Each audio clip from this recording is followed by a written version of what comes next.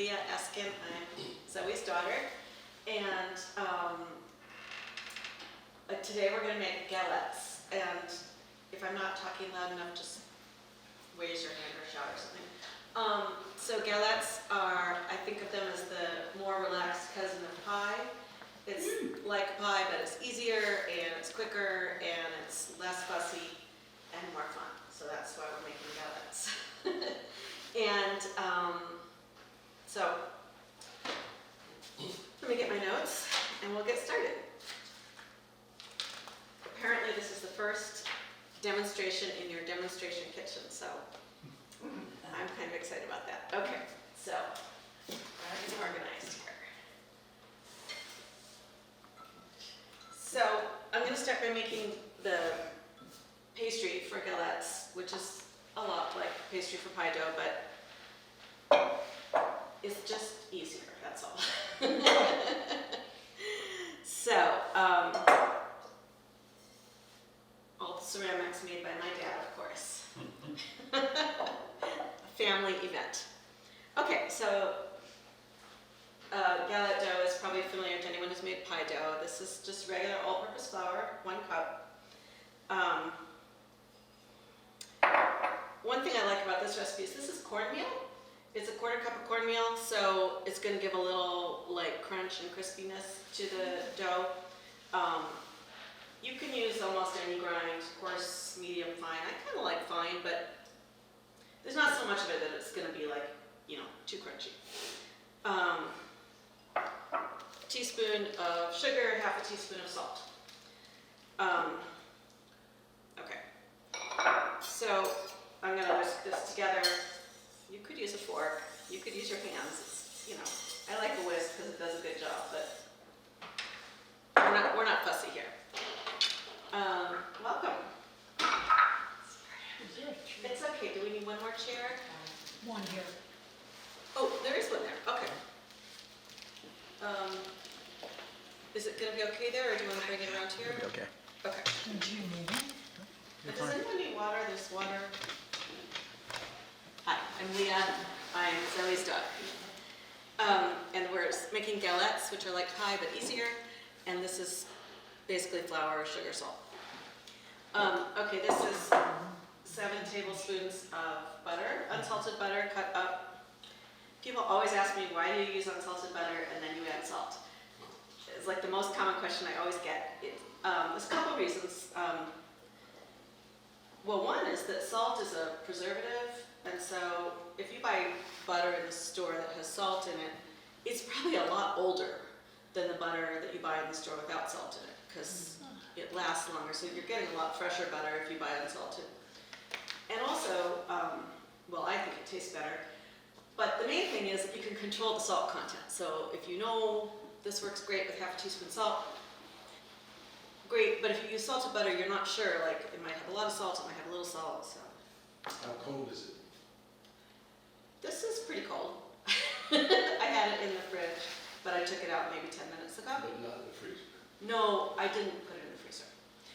And I think I also kind of forgot a step, so we'll go back one step. Do you have the recipe printed out? I do.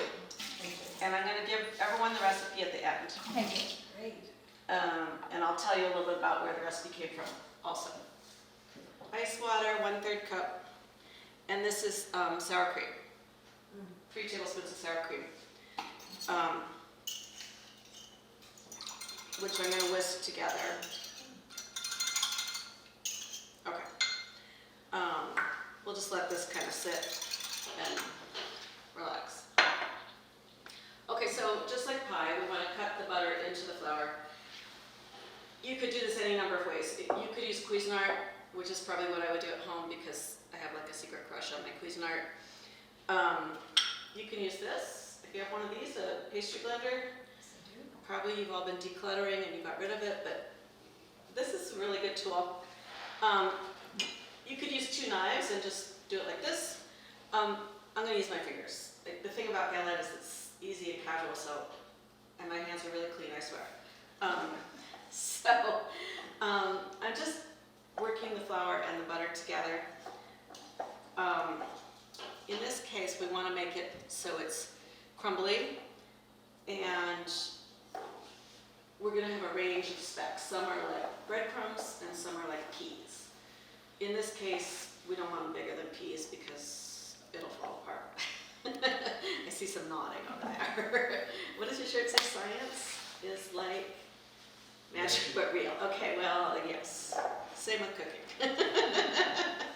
And you do that just with your fingers, I'm not just your doing my palms. fingers, yeah. And here, I'll come over this way so you can see. So I kind of like just rub it like this so that the flour is getting worked into the, so the flours and the butter are kind of rubbing against each other. Now, some purists will tell you don't put your hands in the pastry because your hands are warming it up, and this is true. Your hands are warming the butter. And so a lot of people would rather use something like this or something mechanical so that the heat from your hands is not transferring. Once again, because it's a galette, we're going easy. We're going casual. And yes, you could use any of those methods instead if you like them better. I definitely like a Cuisinart if I'm making a lot because, Oh, sure. you know, easier. And the Cuisinart is not going to warm up your dough. But it's not going to matter because we're going to chill it. So, okay, I'm going to keep going a little bit more. I made some this morning and my pieces were a little bit too big. I don't like it. I came back and made more. Mom said, "Why are you making more pastry?" I was like, "Well, I didn't like it." Not the right texture. It It wasn't smells heavenly. Oh, good. Golden. good. Lots of butter. That's the key to everything, to all baking. And I hope none of you are vegans. Oh, no, don't count on that. Do you ever use leaf lard in your pastry? Sometimes, yeah. Do you do that? Well, I haven't been able to find it. Oh, really? In Iowa? Yeah, right. So, Leaf lard, around the kidneys, always. sure. So for pie, you know, there's all different, the fat could be Crisco, it could be lard, it could be, some people use oil, some people use like coconut oil if they're vegans. There's a lot of different kinds of fat that could go into a pie crust, but I always use butter. I think it's the best. Okay, a little bit more of this. All right, I think we're there. So, here, you can pass this around and just look at like what the texture is. Excuse me. I just think of it as like crumbs. Did you want to see? Okay. And you can see it, and it's okay. Come here, she can scoot in. Really scoot in.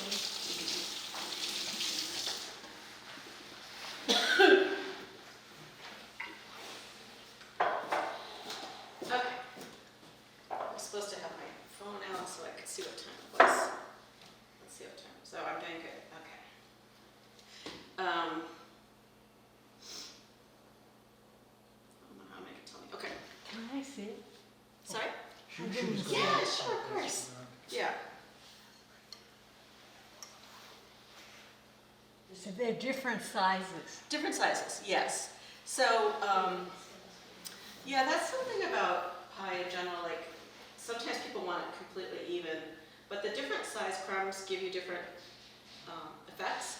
So the really small crumbs make your dough tender, you know, that like really melt in your mouth sense. And then the bigger ones are going to flatten out when you roll it, and they give your dough flake, which is like, you know, that horizontal thing. So you want some of each so that you have some tender and some flake in your dough. Okay, so now remember we had this. This is our cold butter and sour cream. So I'm going to add it in, but I'm not going to like dump it all in because we might not really need all this. It kind of depends on like the humidity, the flour, you know, like things can be different day to day. It's not always going to be the exact same amount. So, and I don't know why I have this, so I'm going to use a fork. So we'll put some in and then some more so that we don't get super sticky dough. You just toss it with a fork. I'm sorry there's no mirror here, so you, It's okay. like on a TV, you know.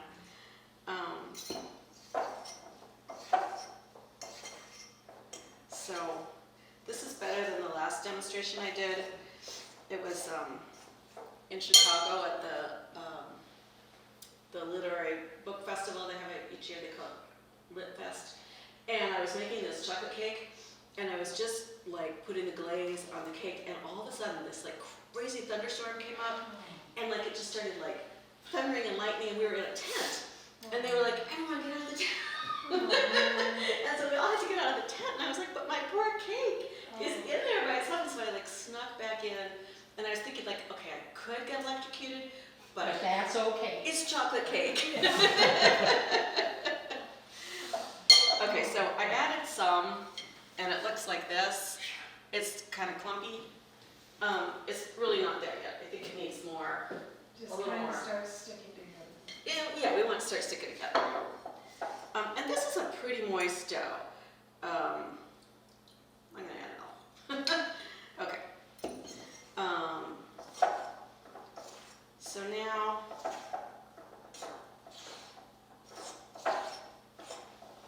and I like that you just stir this with a fork. It's kind of casual. I think that has come together pretty well. It's basically a giant blob. Blob is good. We like blobs. Okay, so this,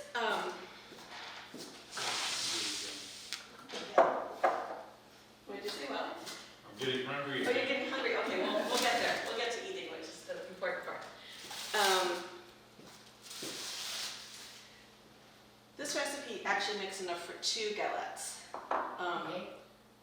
Yeah, so we're gonna divide it in half. But you know, one thing about pie is like you make a pie, and it's like 2 cups of flour and all this butter and blah blah. And then you trim it, you throw away all those edges, or you make them into cookies. And the thing about galettes, there's nothing you throw away, so you get a lot more out of one recipe. Because there's no trimming. Okay, so here's my giant blob. And you can see it's a little bit yellow, which is from the cornmeal. And I need some more tools, hold on.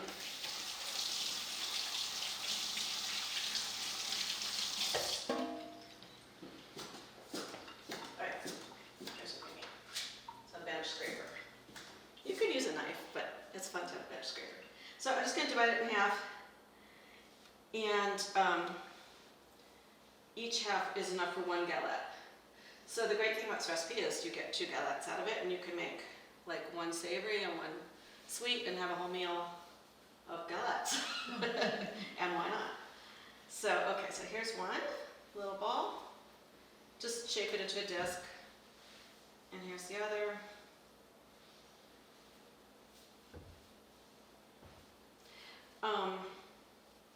Okay, so I'm going to wrap those up in wax paper and put them in the fridge. So as you probably know, this step is called hydration.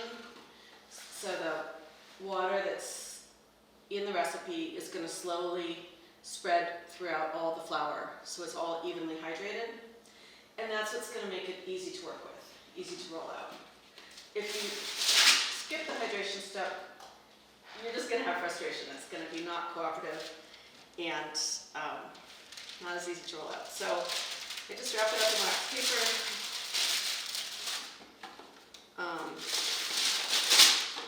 You could use something else, but I like wax paper. So 1 ball, so we have 2 balls, 2 galettes, and I'm going to put in the fridge 2 hours or up to 2 days or even a little longer. You could freeze it and unfreeze it later. So if you have a couple of these in your freezer, you're in good shape. And then, through the magic of time travel, we have 2 that have already hydrated. So we don't have to wait 2 hours.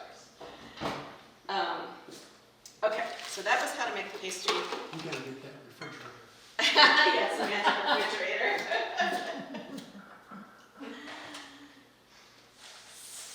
Okay, so we're gonna make 2. We're gonna make 1 savory and 1 sweet.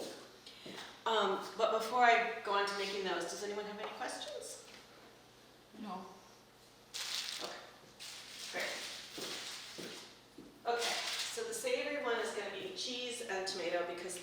tomatoes. Aren't these gorgeous? Beautiful. Whoa, they're a little soupy, but yeah. Our friend Fiona Long grew some of them, and the co-op grew some of them. And I have flour all over me. That's okay, honey. Hold on. Okay, hold on. I'll try and deflour a little bit because I'm going to be on Oak Knoll TV. Oh, yes. Yeah. I don't want to embarrass my family. Okay. So,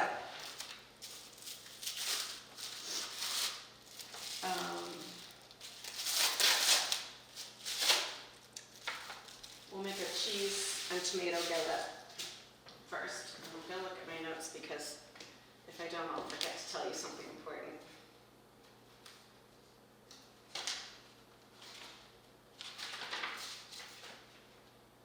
Okay. So, we have our galette dough that's been sitting for 2 hours, magically. So it should be all hydrated and cooperative. I'm going to put some flour on the work surface. By the way, I love this kitchen. Giant. Beautiful, isn't It's wonderful.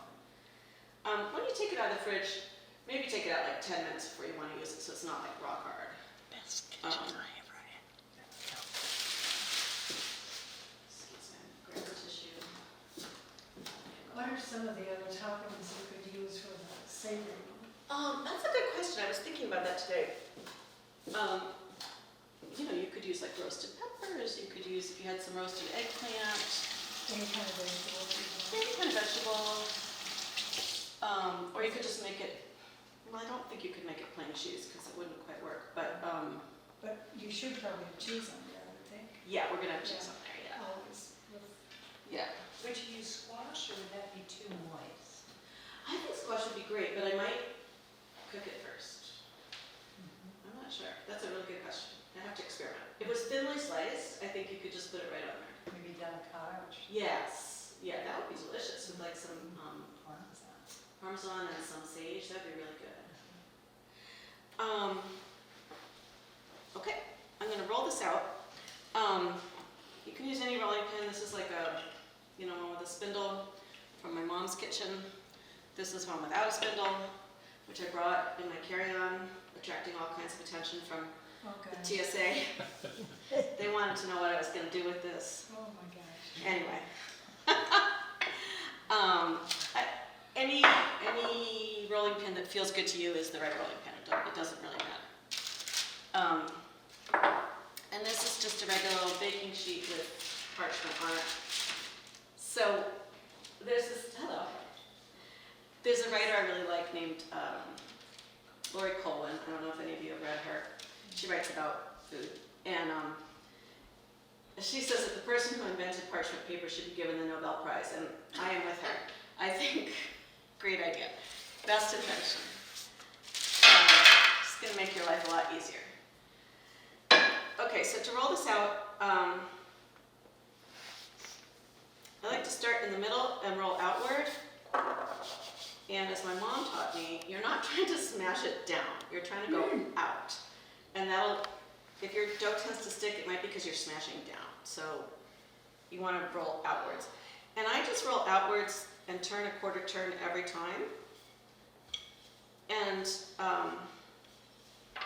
there's 2 advantages. One is you'll get something that's more or less like a circle. And the other is it's not going to stick because you keep turning it. And if you ever do get to a point where something's sticking like that, just stick the sticky a little bit. Just add a little more flour. It's not going to mind. And that's another advantage of having a good scraper too. Yes, yes. So we want this to be about 11 inches in radius, I guess. Would it be diameter? Diameter. Yeah, that would be diameter. Radius is half of diameter. Okay. I don't know why I said that. Okay. And I was thinking, how are we going to know when we're at 11 inches? And then I remembered that like piece of paper is 8.5 by 11. Oh. So we're about there. This way could use a little bit more. So I'll roll it a little bit more. If it's not a perfect circle, it doesn't matter. And if it doesn't have perfectly neat edges, it also doesn't matter. It's just a casual snack. Okay, it's all rolled out, and I want to put it over here. There's a number of ways to do that. I like to just roll it up on the rolling pin. I think that's the easiest, for me at least. So you just roll it up like this, and then just unroll it on here. Easy, right? Wow. Okay, this is 2 ounces of mozzarella, like fresh mozzarella, and 2 ounces of Monterey Jack, and a bunch of basil, a 1/4 cup exactly, from my mother's plants. Wow. And it's just shredded. I sliced up the basil into these really super fine strands called chiffonade, but you could just tear it, you know, it's okay. So this is 4 ounces cheese altogether, 1/4 cup basil. Spread it around. We want to leave a border of about 3 inches, 2 or 3 inches. So there's our cheese. And then the tomatoes. That's another thing I like about this recipe. It's pretty simple. It's cheese, tomatoes, dough. It's kind of done at that point. I think I might even be able to do this. Yeah, it's you're gonna be able to do it and impress people. So the recipe calls for 2 to 3 tomatoes. I already sliced them. So I think essentially you want 1 layer with a little bit of overlap. You don't want like a ton of tomatoes on there, otherwise it's just gonna get soggy. But you know, use a nice variety of colors if you have them. This one's really pretty. It's hard to resist. Okay, so basically 1 layer, a little bit overlapped. Okay, and I already put some salt on, but I'll put a little bit more. This is Malden sea salt, which is flaky and delicious, but you could use any salt you like. I like this one. So a little salt. Tomatoes love salt, so go for salt. Okay, now here is the magic of the galette. I'm going to fold up those edges, and just without me doing anything fancy, it's going to make a little pleated shape, and that's what's so fun about it. So all you have to do is just start at one edge, and if for some reason it's being uncooperative, you could even like pick up the parchment to get that first part to fold over. And then you just keep on like folding it in, and it makes this lovely little shape. And it looks like you did something really fancy, which we didn't do. Oh, wow. And then you can just kind of pat it down. And there it is, your cute little galette. Voila. So you can stick this in the oven like this right now. I like to put a little egg wash on the edges. This is 1 egg yolk and a teaspoon of cream. Just whisk together. It just makes the edges nice and brown. If you didn't do it, they would be light brown. If you do this, they're more of a golden brown. But I think it's pretty. And if would anyone else like to do this step? Oh, thanks. You're doing well. Yeah. Okay. Doing so good. Well, okay. I'll do it. All right. I'm gonna set you up Do you down bake? here. I used to. So just brush until it's all, not the tomatoes, but all the dough is covered.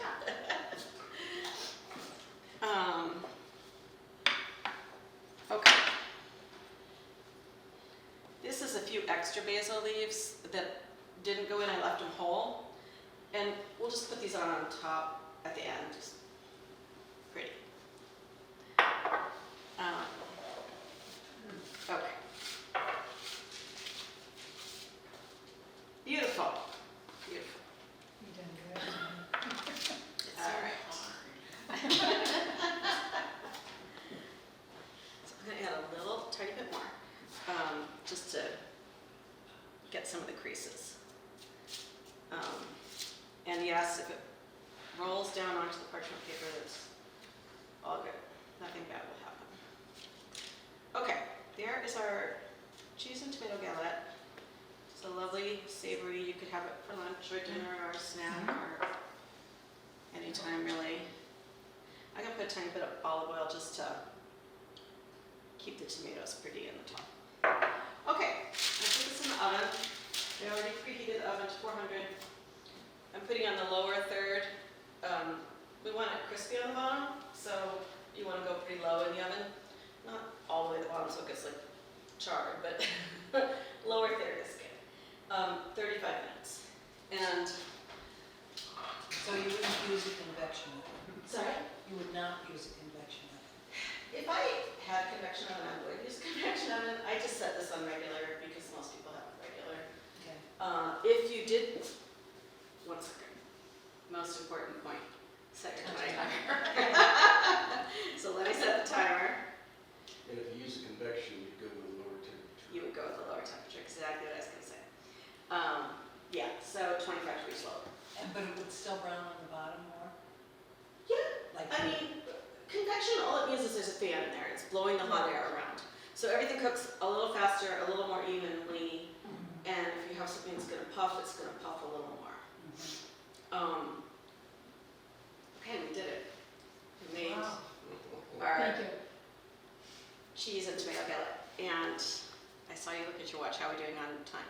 We're good. I Okay. was trying to figure out how long it took you to put that together. Oh, Maybe 15 minutes? I think 15 minutes. Yeah, when I kind of was practicing before, I think 15 minutes. Yeah, that's great. So, yeah, it's something really easy to do. And especially if you have the dough already done. So you Yeah. can freeze it, it's not going to make a difference. Take it Yeah. out, let it thaw. Yeah. In the refrigerator? In a refrigerator, Let yeah. it thaw in there. Yeah, it can be like your secret weapon. Yeah. Yeah, Do you like to make sweet ones with fruit? that's what we're gonna do next. Oh. We are gonna make a sweet one with fruit. Guess I'll move these even though they're pretty. Okay, so let's make a sweet one with fruit. And then, that's it. So the process for making sweet one with fruit is exactly the same except no cheese, obviously. It's another ball of dough that's been hydrated.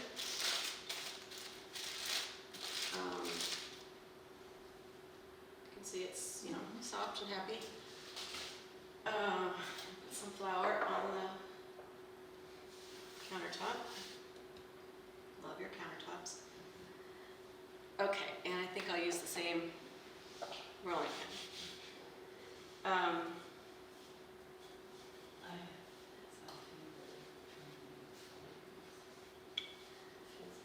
Any questions yet while I'm rolling? Anyone want to try rolling? do you turn, if you're just making a regular pie, do you do the same process? I do. The quarter turn? Yes, I do. And actually, even though I said a quarter turn, I realized that's not quite right because if you really kept doing quarters, you'd end up with a square. You know? Right. So Thirds. it's more like, a little, turn a little. And that'll keep you relatively round. And so you like that rolling pin better than the one with the regular handles? I do, Apparently, yes. but for no good reason, it just feels better. So is that in your carry-on when you try to fly? Yes. Yeah. French rolling pins make the dough taste better. They make it taste more French. Okay. Is that what you use, Jim? Yeah, I make rolling. You make the rolling pins? Yeah. Oh, that's so cool. I want to find out about that. I did once travel. Has anyone ever seen like a monk pan? You know what that is? It's a cast iron pan. It's about this big, and it has these like half circle spheres in it, and you can make apple skimmer. It or- must be, yeah, Yes. we have those, the Yeah. Swedish or Right. Scandinavian. Yeah, and so the pan is like incredibly heavy, right? All right. And I took one of those in my carry-on once. It did not make it. Oh, sure. I got home and there was a note inside my luggage. I don't even think it was carry-on, it was my regular luggage. And the note said, this bag has been opened by the TSA. Oh, No pan. you couldn't get it. Oh. Yeah. What in the world would it, if it was in your luggage, that I is Too heavy. It was, Use it for a weapon. it does kind of look like a weapon. But it's in Put the. it in your check baggage, that's. I don't know. You asked them. Somebody wanted one. I was gonna say, they wanted it. They wanted one, yes. Well, once I backed a enormous cake for my mom's birthday. That was it. Wow. They How'd didn't that like that go? either? They like the They group? didn't like that either? Dry ice. Oh, Yeah, the problem was the dry ice. Oh. I did get it through, and I was worried that someone was gonna taste it along the way, but they didn't. So. Okay, here's the dough rolled out again. I'm gonna roll it up onto the rolling pin. Oops. Because that's fun. And then just unroll it right back onto your parchment lined baking sheet. Okay, so this one is even easier. We're just gonna put fruit on it. And this is raspberries and blueberries. It's supposed to be 1.5 cups. This is more than 1.5 cups, so we'll use less.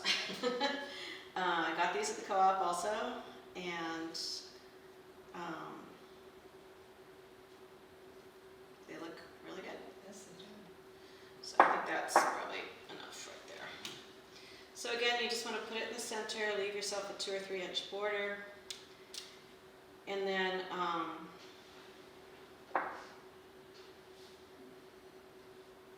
hold on, Sugar? it was here somewhere. Where'd it go?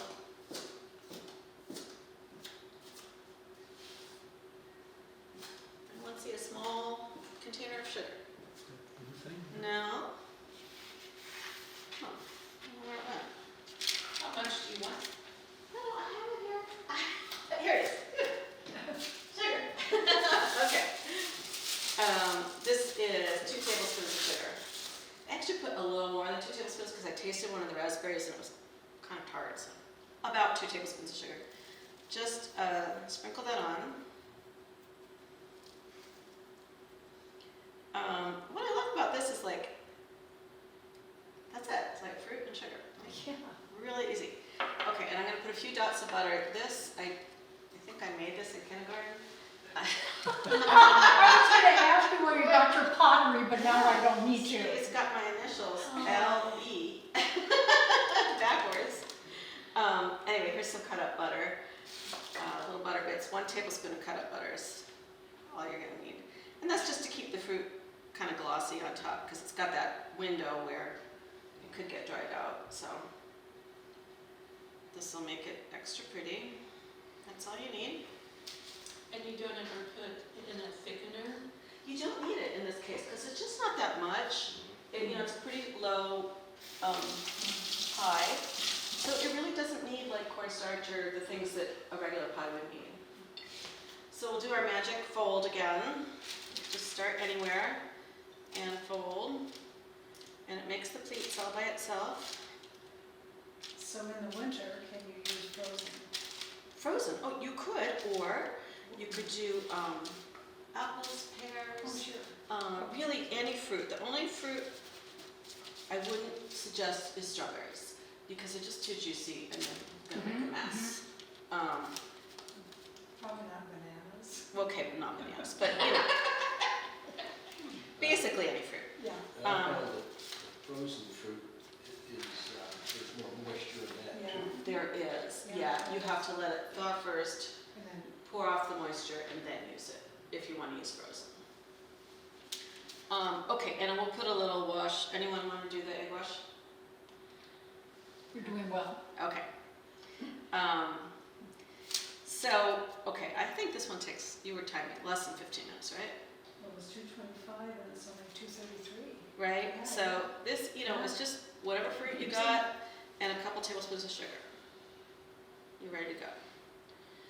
You're making this look way too easy. Well, it really is pretty easy. I made an apple one and gave Kay some of that, and I gave her the impression it was much more difficult. Oh, okay. Oh, yeah. Well, We have to slice them.